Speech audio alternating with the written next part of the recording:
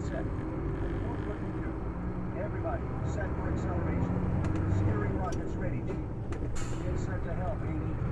I don't know whether we'll get out of this alive, but we'd better get into our spacesuits. Then, he literally dived back to his acceleration chair and strapped in feverish haste. The ship was then a quarter of the way to the meeting place, and the rocket had very much farther to go. But it was rising faster. The ship's gyros whined and squealed as Joe jammed on their controls. The ship spun in emptiness. Its bow turned and pointed down. The steering rockets made their roarings. Joe found himself panting. The rocket's rising faster than we are. It's been gaining. Altitude, maybe 2 minutes. It's lighter than when it started, but it can't stop. Less than a minute anyhow, so we dug under it. We did not make computations. There was no time. The war rocket might have started at 4 or 5 gravities acceleration. It would speed up as its fuel burned. It might be accelerating at 15 gravities now and have an attained velocity of 4 miles a second and still increasing. If the little ship dug under it, it could not kill that rate of climber time to follow in a stern chase. Haney, panted Joe.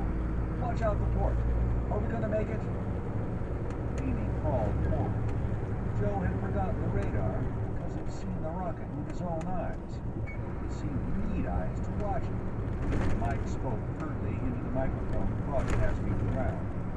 He was reporting each action and order as it took place and was given. There was no time to explain anything. But Mike thought of the radar. He watched it. It showed the vast curve of Earth's surface, 400 miles down. It showed a moving tip, much too near, which was the war rocket. Mike made a dot on the screen with a grease pencil where the pip showed. It moved. He made another dot. The pip continued to move. He made other dots. They formed a curving line. Moved inexorably toward the center of the radar screen. The curve would cut the screen's exact center. That meant collision. Too close, Joe, said Mike shrilly. We may miss it, but not enough. Then hold fast, yelled Joe. Landing rockets firing. 3, 2, 1. The bellowing of the landing rockets smote their ears. Weight seized upon them. 3 gravities of acceleration toward the rushing flood of clouds and solidity which was the Earth. The ship plunged downward with all its power. It was intolerable, and 10 times worse because they had been weightless so long and were still shaken and sore and bruised from the air graze only minutes back. Mike took acceleration better than the others, but his voice was thin when he gasped, Looks like this does it, Joe. Seconds later, he gasped again. Right, the rocket's above us and still going away. The gyro squealed again. The ship plunged into vapor, which was the trail of the enemy rocket. For an instant, the flowing confusion which was Earth was blotted out. Then it was visible again. The ship was plunging downward, but its sideways speed was undiminished and much greater than its rate of fall. Mike, panted Joe. Get the news out. What we did, and why. I'm going to turn the ship's head back to our course.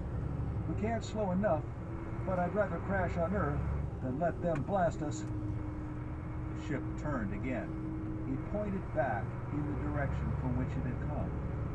With the brutal sternward pressure produced by the landing rockets, it felt as if it were speeding madly back where it had come from.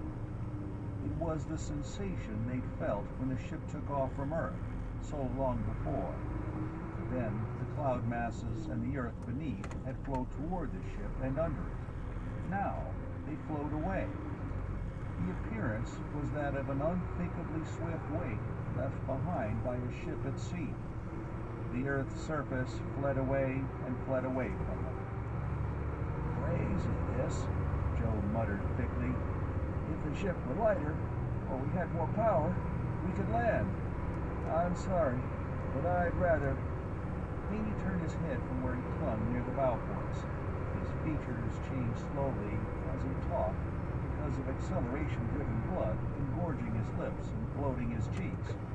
After one instant, he closed his eyes fiercely. They felt as if they would pop out of his head. He gasped, "Yes, get down to air resistance. A chance. Not a good, but a chance. Ejection seats. With spacesuits. Might make it."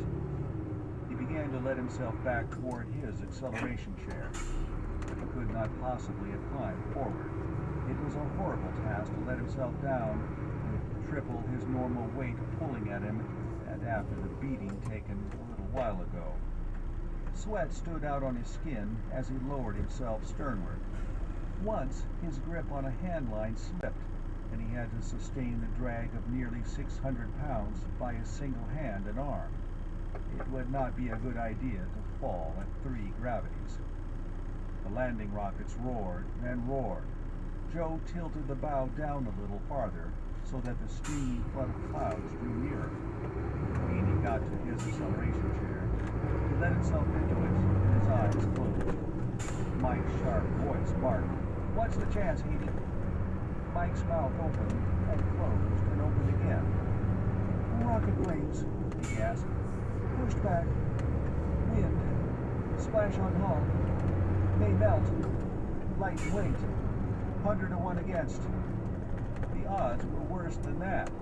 The ship couldn't land because its momentum was too great for the landing rockets to cancel out. If it had weighed 5 tons instead of 20, landing might have been possible. Haney was saying that if the ship were to be lowered into air while rushing irresistibly sternward despite its rockets, that the rocket flames might be splashed out by the wind.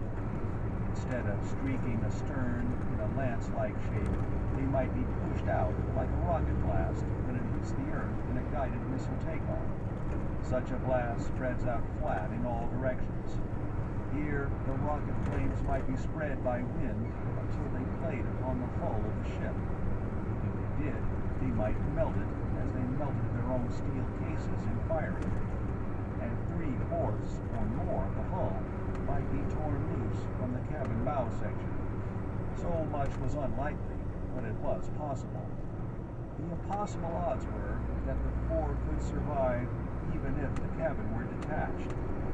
They were accelerating at 3 gravities now. If part of the ship burned or melted or was torn away, the rocket thrust might speed the cabin up to almost any figure. And there is a limit to the number of gravities a man can take, even in an acceleration chair. Nevertheless, that was what Haney proposed. He would do to be killed anyhow. Joe tried it.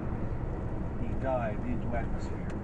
At 60 miles altitude, a thin wailing seemed to develop without reason. At 40 miles, the ship had lost more than 2 miles per second of its speed since the landing rockets were ignited, and there was a shuddering in all its fabric, though because of the loss of speed, it was not as bad as the atmosphere raised. At 30, it began to shake and tremble. At 25 miles high, there was as horrible a vibration and as deadly a deceleration as at the air graze. At 12 miles above the surface of the Earth, the hull temperature indicators showed the hind part of the hull at red heat. The ship happened to be traveling backward at several times the speed of sound, and air could not move away from before it. It was compressed to white heat at the entering surface, and the metal plating went to bright red heat at that point. But the hull just after the rocket mouths was hotter still. There, the splashing rocket flames bathed it in intolerable incandescence. Hull plates, braces, and beams glared white. The tip of the tail caved in. The ship's empty cargo space was instantly filled with an air at intolerable pressure and heat. The hull exploded outward where the rocket flames played. There was a monstrous, incredible jerking of the cabin that remained. That fraction of the ship received the full force of the rocket thrust. They could decelerate it at a rate of 15 gravities or more. They did. Joe lost consciousness as instantly and as as peacefully as if he had been hit on the jaw. An unknown but brief time later, he found himself listening with a peculiar astonishment. The rockets had burned out. They had lasted only seconds after the separation of the ship into two fragments. Radars on the ground are authority for this. Those few seconds were extremely important. The cabin lost an additional half mile per second of velocity, which was enough to make the difference between the cabin heating up too and the cabin being not quite destroyed. The cabin remnant was heavy, of course, but it was an irregular object, some 20 feet across. It was below orbital velocity, and wind resistance slowed it. Even so, it traveled 47 miles to the east and falling the last 10 miles to Earth. It hit a hillside and dug itself a 70-foot crater in the ground. But there was nobody in it then. A little over a month before, it had seemed to Joe that ejection seats were the most useless of all possible pieces of equipment to have on a spaceship. He'd been as much mistaken as anybody could be. With an ejection seat, a jet pilot can be shot out of a plane traveling over Mach 1 and live to tell about it. This crumpling cabin fell fast, but Joe stuffed Mike in an ejection seat and shot him out. He and the chief dragged Haney to a seat, and then the chief shoved Joe off, and the four of them, one by one, were flung out into a screaming stream of air. But the ribbon parachutes did not burst. They nearly broke the necks of their passengers, but they let them down almost gently. It was quite preposterous, but all four